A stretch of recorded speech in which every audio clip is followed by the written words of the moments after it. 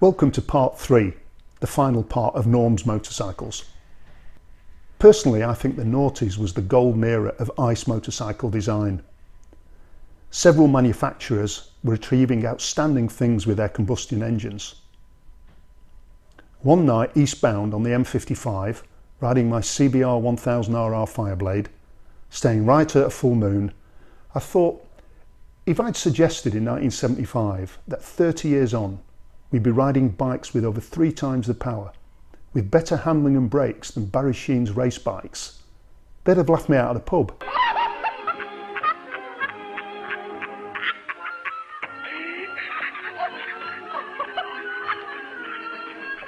But here I was on a 170 brake horsepower motorcycle that could do 50 miles per gallon and 180 miles per hour and was dead reliable.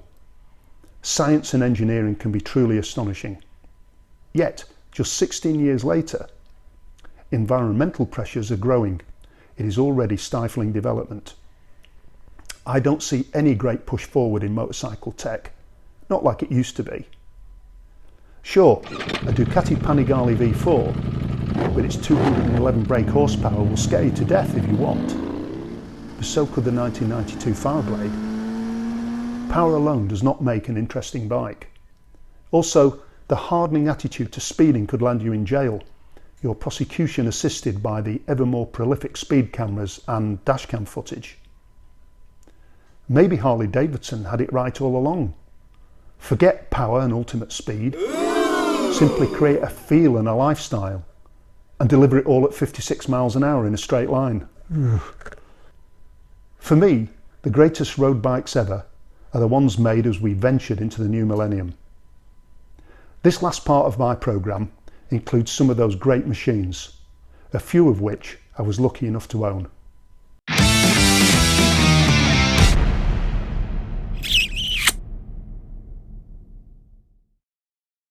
A friend and work colleague, Tom Johnson, suggested one day we road test a couple of Ducatis at the new showroom across the road from our work. I thought, why not? We were both interested in sports tourers, so took out an ST2 and an ST4. The salesman instructed us on the basics and I started her up. I simply could not believe the cacophony of clatter that met my ears. But as we headed for some open road and I wondered whether these chocolate fire guards would actually get us back, there came a gap in the traffic and some bends. Well, that bike handled at least twice as good as the best bike I'd ever ridden.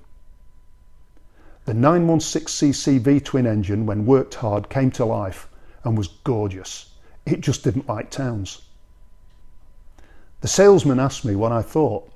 I told him if the engine was a horse, it should be taken round the back and shot, but I'll have one. In fact, I ordered the ST4S with the 996cc superbike engine and Öhlins rear suspension. That turned out to be my best bike ever. The ST4S was a 996cc V-twin producing 117 brake horsepower at the rear wheel with a generous 72 pounds-feet torque at 7,000 RPM. Weight was an acceptable 215 kilograms, which all equated to a top speed of 160 miles an hour or more. What was less obvious in the spec sheets was the class-leading fuel consumption. Superb combustion chamber design led to excellent efficiency. Even on fast motorway runs, 60 miles to the gallon or more was achieved. Neil Barrett at Corner Speed near Mansfield did all the major servicing. He was great, never ripped me off, always did an excellent job. Although it was a long way to go, it was worth it. PJ03UBU took me on many fantastic journeys. The usual Swanage and Loughborough runs, of course, but also an epic 4,000-mile ride to Nordkap in the Arctic. 3 trips to see MotoGP races in the south of Spain. The TT a couple of times. A work-pleasure combined run to Ljubljana in Slovenia. An iron butt run, which is 1,000 miles in less than 24 hours. And not forgetting the 15 track days where the engine was used to the full as its makers intended. Was it the chocolate fireguard I'd assumed Ducatis to be? Absolutely not. When I sold it at 66,000 miles, it had required just a set of clutch plates, a headlight relay, a couple of chains and several sets of tyres naturally. The only major failure was a main bearing at 45,000 miles due to a manufacturing fault.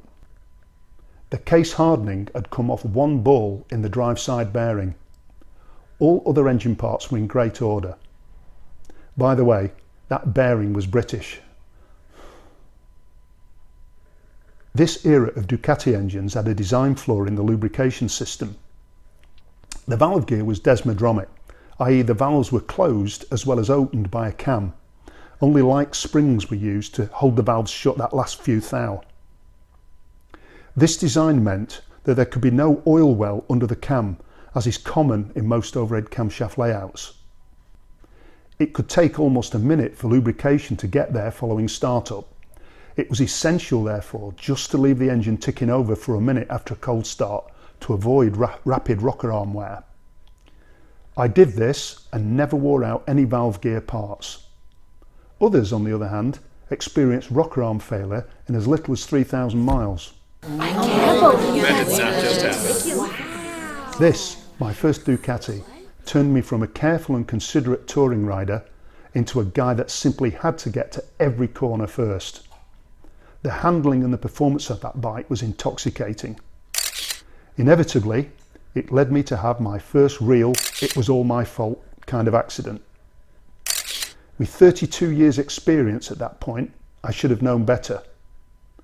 Escaped with a couple of broken ribs. I was lucky.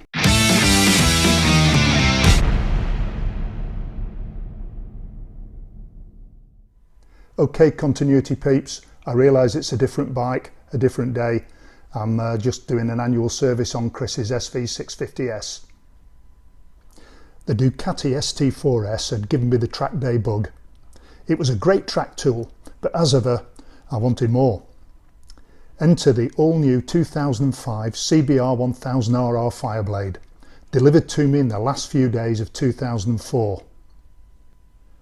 Running the bike in during the winter seemed like a plan. Then she'd be ready for March and the 2005 track day season. With 90 miles on the clock, I slid off it on a bends near Inskip. At 20 miles an hour, damage was limited, but I did require a new fairing panel from Blackpool Honda, which they got wrong, then shouted at me for ordering the wrong part. You get why I hate bike dealers, don't you? That is one big pile of shit. As with that first company blade that I had, this was a real gem of a bike. Astonishing build quality, top engine efficiency and grunt to make your hair curl. Darned economical too on a long tour. Yep, I used it to attend a meeting in Aberdeen and another in Bruges, Belgium. The 17 litre tank capacity limited range a bit, but it still did 150 miles on the motorway between fill-ups.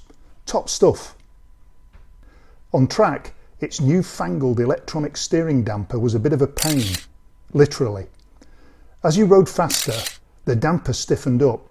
It was exhausting on track to get the bike to turn in. I had muscles in my spit in those days. Honda would not allow reprogramming of the damper unit, which was irritating as it was difficult to remove and replace with a conventional hydraulic unit. This and Ducati's release of their new 1098S Superbike is why, in the end, I sold it.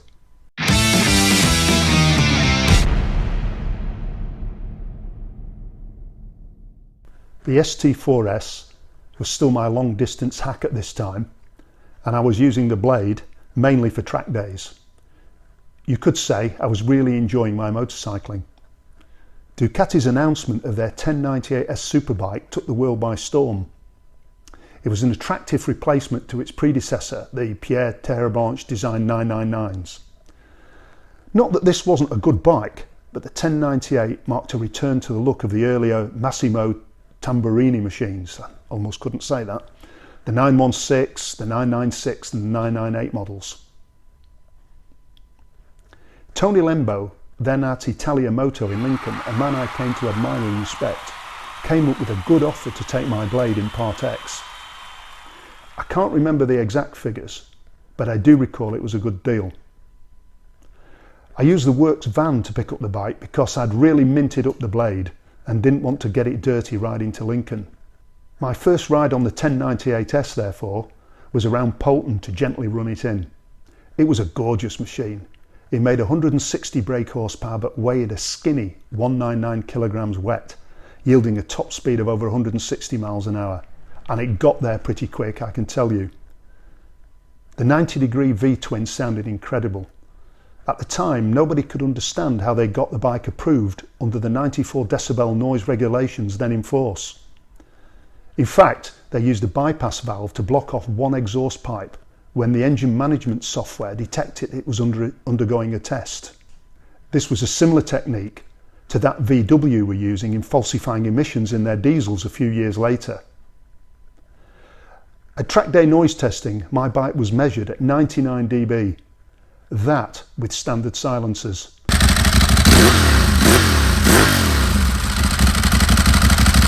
Naughty. How did it go on the track then?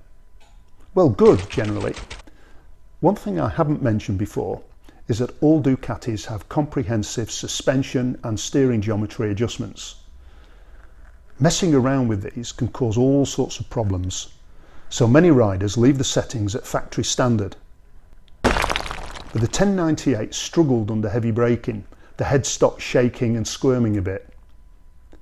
I did read up on suspension adjustment and I reset the static sag, the loaded sag, etc, but nothing really cured it. Apart from this, however, the Duke was wonderful. Track days are a bit laddish. It's expected that you don't complain if somebody rides like a dick and brings you off. The attitude is, well mate, it's what happens on track. If you don't like it, don't come. The track day insurers, however, took another view and insisted on strict safety briefings at the start of both morning and afternoon sessions.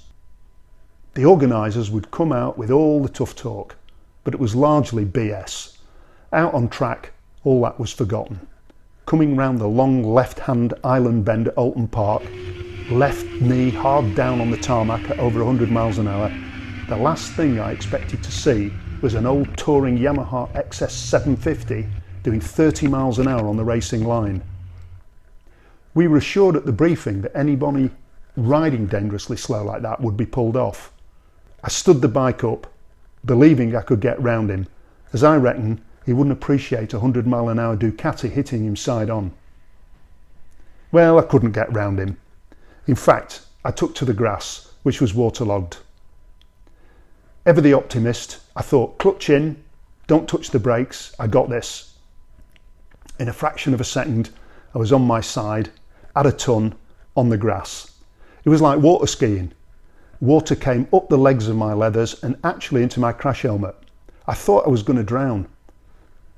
After what felt like a week, I came to a halt, picked myself up, cold and wet and muddy, but thankfully unhurt. The bike was almost undamaged too.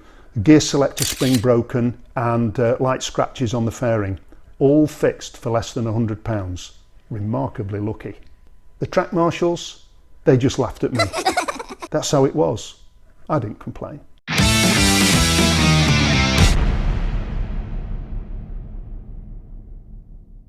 My mate Tony Lembo had moved to Sheffield Motorcycle Centre by 2009. He convinced me to have a look at the new 1198, an update on the 1098 models. The English Lake District is only an hour from Polton. The sun was shining. I thought, I'll get its first 200 miles done in one trip. Initially, I was terribly disappointed. The fuel injection system was surging at 50-60 miles per hour, but as I passed under the shadow of an overbridge, I caught the traction control light flickering. On a bone dry road in 25 degrees Celsius? Surely not. These bikes had the same traction control fitted as a World Superbike racers. It was a world-class system. But could this be overreacting perhaps? I stopped and sure enough, it was set at its most sensitive level. A sensible choice would have been to take it down a couple of notches, say from level 7 to level 5 or maybe 4.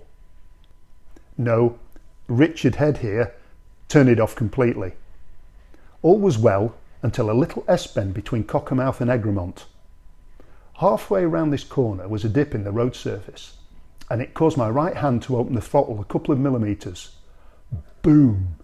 The motor snarled into a rage, the bike stood up and pinged me right out of the seat.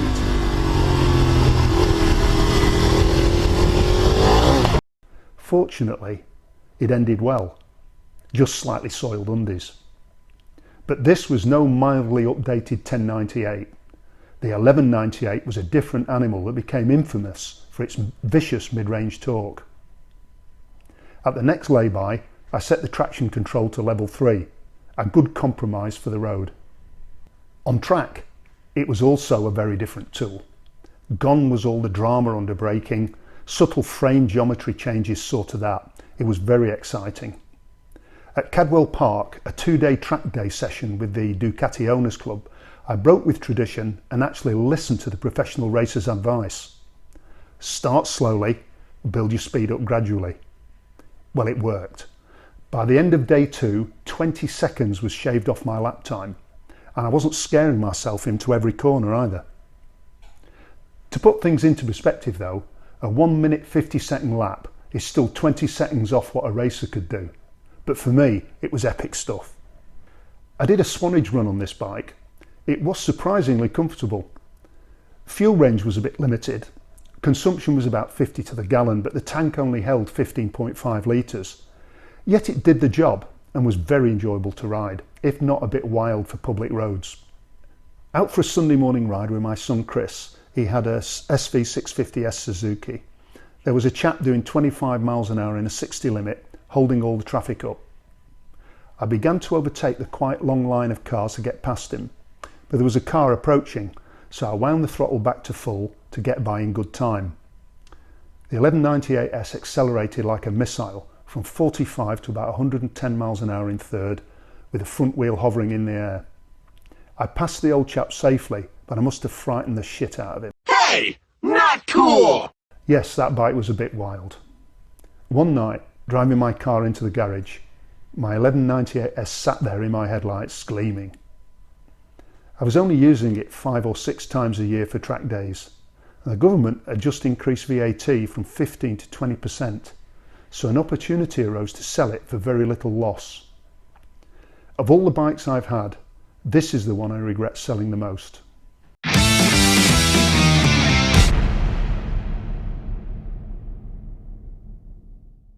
My first Trident in 1975 was my first brand new bike. I sold it because spares were getting hard to get, but now a mature classic bike parts industry had been established.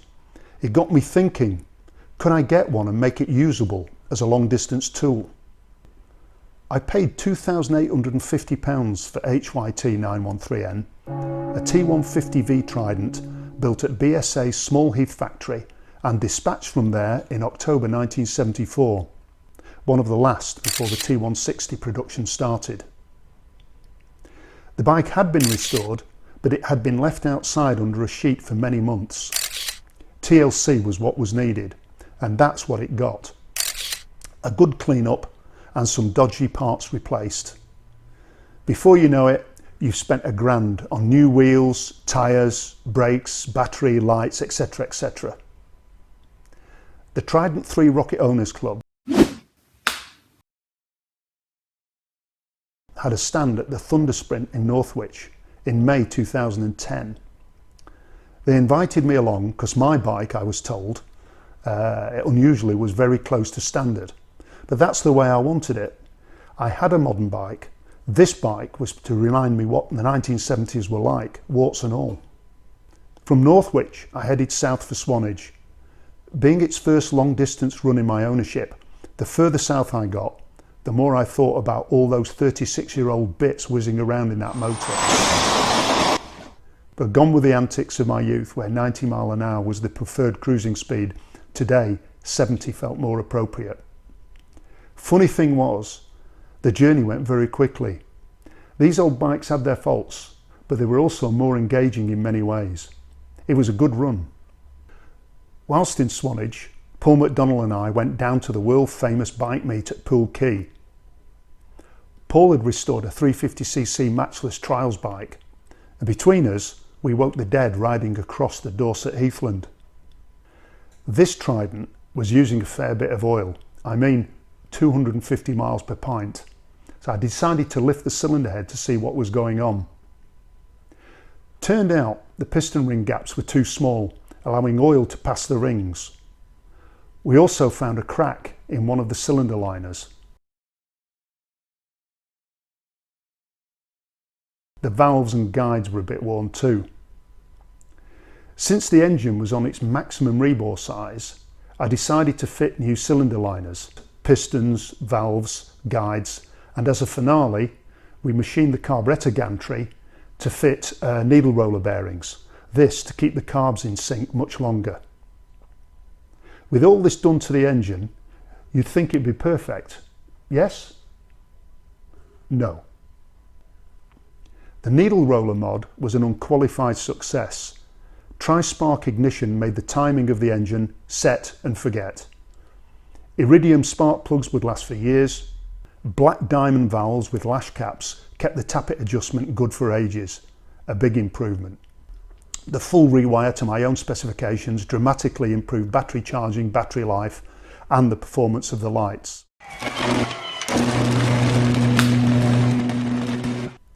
Oil consumption had been reduced to a respectable 1500 miles per pint. So why wasn't I happy with it? Well, there were several small oil leaks. And the clutch didn't feel or sound right. I wanted it perfect. So in 2011, I contacted a guy reputed to be the best Trident engine builder in the land and told him to rebuild the motor to the highest possible standard. There was no set budget limit. But it wasn't totally successful, and the motor had to be rebuilt again in 2018 due to shot basting media from that first rebuild. Having stayed put for over 6 years, it then decided to move through the crankshaft and wreck the bottom end again. There was loads of work needed on the primary drive too. Never ends with these old bikes, ever. Enough of all this gloom, let's talk about some of the rides. Well, I did my second iron butt run on the Trident as part of a Trident Rocket 3 Owners Club event. The route took me up to Inverness, back through Aberdeen to Edinburgh, Berwick-on-Tweed, Rugby, Birmingham, and then back north to Poulton. Not bad on a classic bike, eh? Then there was a run through the Republic of Ireland and into Ulster, culminating with a few days on the Isle of Man to see the Manx Grand Prix.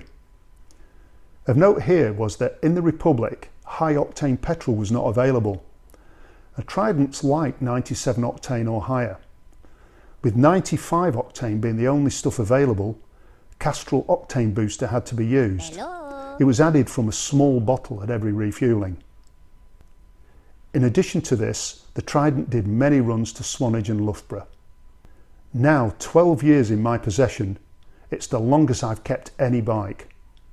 And despite all the heartache and all the expense, there are no plans to sell it just yet.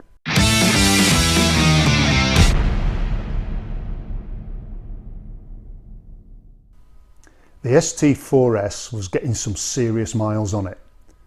In any case, I wanted to move on.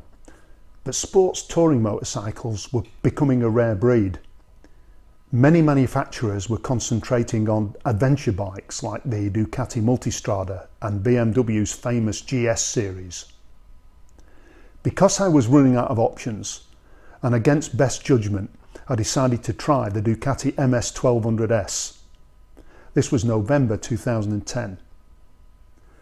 Build quality of this bike was stunning, as good as anything else out there. I still did not like the upright riding position, but at least it was a thunderous VTwin with Öhlins electronically adjustable suspension and great touring luggage. I thought I could put up with it, and then an official recall notice was issued. You know, the ones you can't legally ignore. Apparently, they'd had a few reports of the bike stalling when pulling away from road junctions. They said it was dangerous. A simple remapping of the engine management computer would fix it.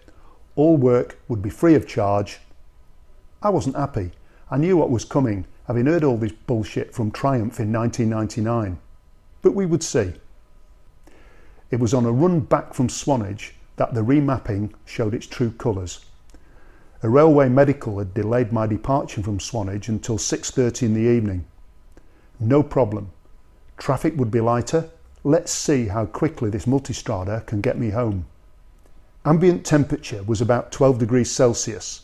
Comfortable for me, but not good for fuel consumption. You see, below 21 degrees, the mapping noticeably changed. You could feel it, and you could see it in the instantaneous MPG readout on the dash. I couldn't even keep with the faster traffic on the M5, otherwise an extra fuel stop would have been required. So my new multistrada now had almost 25% knocked off its fuel economy. It could no longer get me to Swanage with just one fuel stop. It was useless to me as a long distance tool. With a trip planned to Norway in a couple of months, I began to consider my limited options. But one thing was for certain, this Duke was going after just 5 months.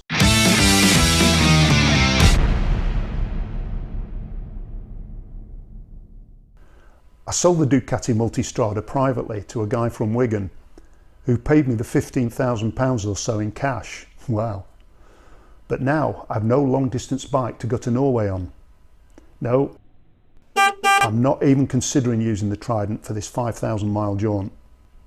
I'd heard that all the previous issues with the Triumph Sprint ST had now been fixed. Well, it was 10 years or so since my first one, so I went to a reputedly good dealer, Woods of Abergele in North Wales, to have a road test. It looked good, rode well, if a bit lardier than my Ducatis, but it was cheap enough, so I took the chance and bought one for just under 9 grand. Part of the deal was that the first service must be done the morning after I'd taken delivery. This because the Norway trip was rushing up, and all running in obviously had to be completed by then.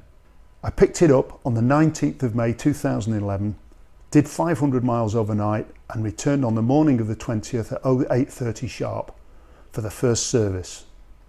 The workshop staff gave me a round of applause, made me a cup of tea and serviced my bike properly. They were top lads, loved them.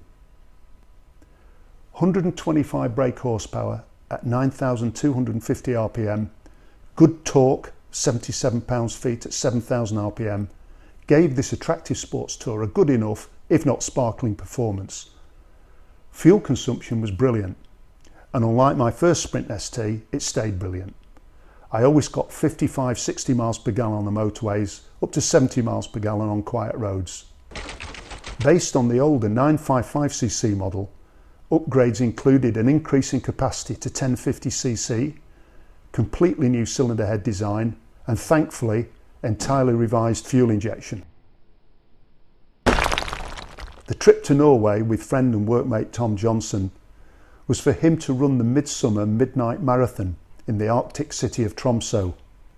The pressure of work at the time meant only 9 days away was possible. Tom would need a clear day to do the marathon, then the next day to recover. We'd be hitting between 500 and 900 miles a day. That's pretty tough day after day, especially when there are no motorways and strict speed limits up there in the Arctic.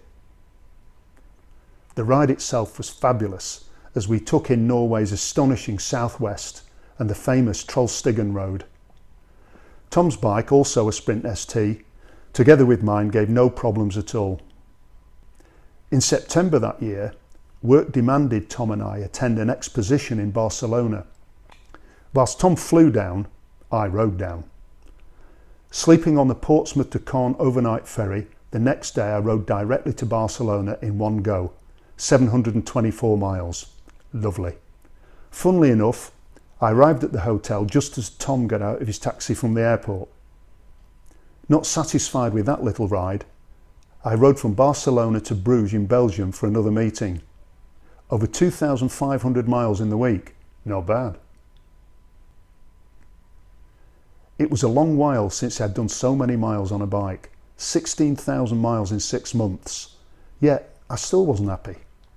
For all its good points, the handling was uninspiring after years of riding Ducatis.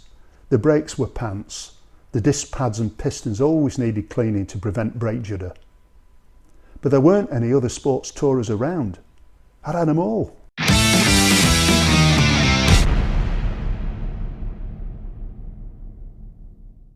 Some might call it madness, others lateral thinking. No way could he label the racing-derived BMW HP2 Sport a tourer, but I reckoned I could make it work. I traded the Sprint ST1050 at Williams BMW Manchester in November 2011. I'm not going to slag off this dealer, but they deserved it. They were shit.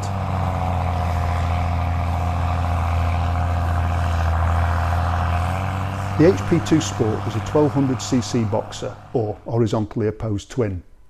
The engine had several fancy parts within it to pep up the performance.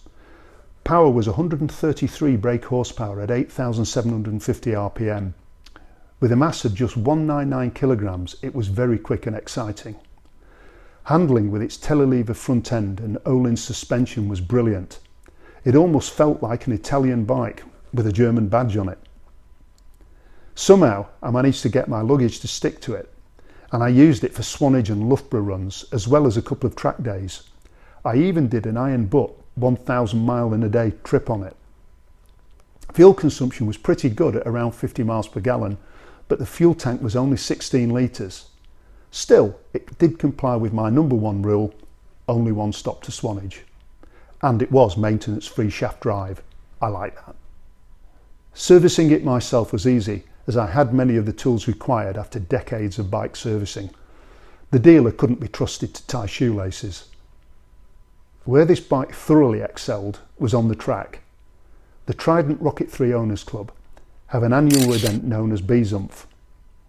In July 2012, this was held at the Anglesey race circuit. Every session on track, I left the braking later and later until I was literally flying past everyone into the corners. Not that I was any good, you understand, but that telelever front end and Öhlins suspension made an amateur like me look really good. Carbon fibre and titanium exhausts looked good in the showroom, but after a year out on British roads, the bike was looking really tatty. I traded her in for what was the last suitable sports tourer I could think of. A bike I didn't actually want because it was too heavy and had 4 cylinders. Losing £6,000 in 16 months made me cough a bit, I can tell you. Some you win, some you lose.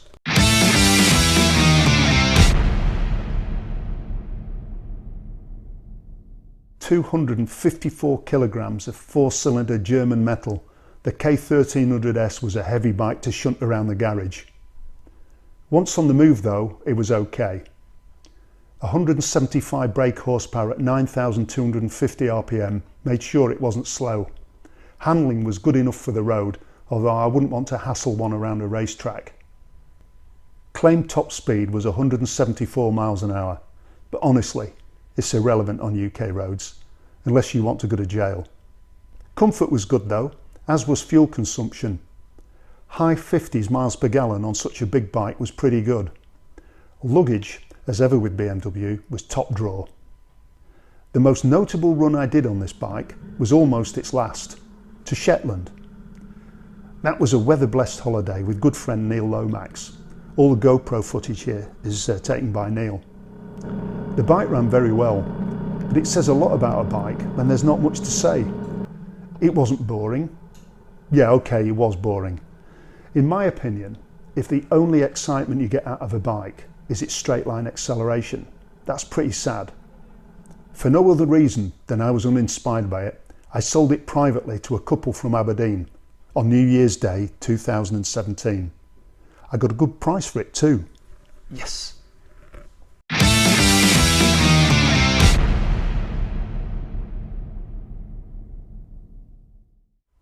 For the first time in a long time, I had no modern long-distance capable bike on the road. Sure, I had the 74 Trident. No. But it would take an immense amount of work to keep that fettled if I covered a high mileage on it. And anyway, I was used to decent luggage, a more comfy riding position, and heated handlebar grips. Most of my bikes since 1978 were equipped with these. Can't do without them if you ride in cold weather. I thought about the key criteria for my next bike. Twin or 3-cylinder engines, I don't like 4s. Must have decent handling and not weigh a ton, no more K1300s. Must have at least a cockpit fairing. That's the sort of minimum protection that I want for long distance work.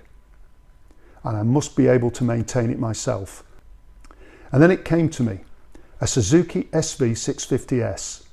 It was a VTwin, a top speed of 120 mile an hour, plenty. Good handling, cheap as chips to buy and run, servicing would be a doddle. One problem, they had stopped producing them a couple of years before.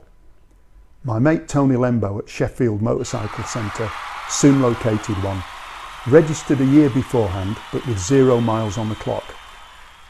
It was handed over for the princely sum of £4,750 on a very cold day in late January 2017. The motor was rated at about 72 brake horsepower at 9,000 RPM, torque 47 pounds-feet at 7,000 RPM.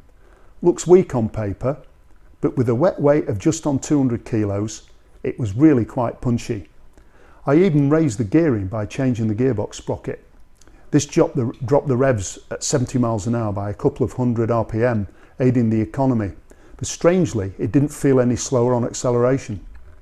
The 17 litre fuel capacity enabled 200 miles between refills most times, at least 170 at high speed on the motorway. Not long after the bike arrived, I was asked if I wanted to ride to Morocco to see the Tuareg Sand Racing Rally. One thing was certain, I wasn't doing a 5,000 mile 10-day trip with a standard boy racer riding position. Within a couple of weeks, a new top yoke, handlebars and adjustable foot pegs had been fitted, along with some yummy heated grips. With an air cushion on the seat to help me bums, we covered anywhere between 300 to 1,000 miles per day. It was a hard ride. From the heat of the Sahara to the freezing conditions of climbing over the Atlas Mountains, the SV never coughed. The Moroccan roads were mostly very good, but where construction was in progress, you'd be riding over bedrock for miles and miles. Yes, this medium-sized Suzuki was doing the job I'd bought it for. And when its big service came up at 11,000 miles, I accomplished that with no difficulty, even though 2 of the rear cylinder exhaust valve shims did need changing. Faults? Well, the suspension is a bit bargain basement. You feel it on less well-maintained roads. Öhlins is available, but over £1,000 for a rear damper? No thanks. The seat is okay, but not great. Do I miss the power and the torque of the big bikes? Sure I do, but not as much as I thought I would. I really can't think of anything else to comment upon. In fact, I would say it's a bloody good motorbike.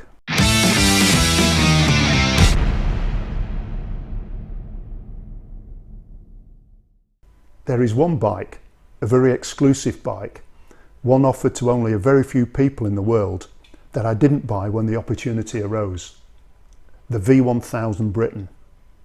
Only 10 of these exotic V-twins were ever built. They were hand-built in New Zealand. Angus Tate, who I knew via my work, he was a prominent businessman in Christchurch and he knew John Briton personally. I was offered a bike for £15,000. Had I accepted it, it would have been worth over £250,000 today. This then is the story of the machines that I have owned throughout my life. It's hard to convey the feeling of excitement that a good motorbike can bring, or the total despair of smashing one up. In future, it may be hard to believe that good friends used to get into heated arguments over motorbikes, their performance, road holding and the like. It was all consuming to some of us. The tales I have told might give the impression that we were tough. Yet the generation before me did equal or greater journeys with inferior clothing and much less reliable machines. And there was no cell phones to summon help either. I consider them to be the real tough guys. The making of this programme was inspired by my grandchildren, Abby and Zach. When they are old enough to take to the roads in the 2030s, I want them to know what it was like when I was in their shoes 60 years before. Thank you for watching.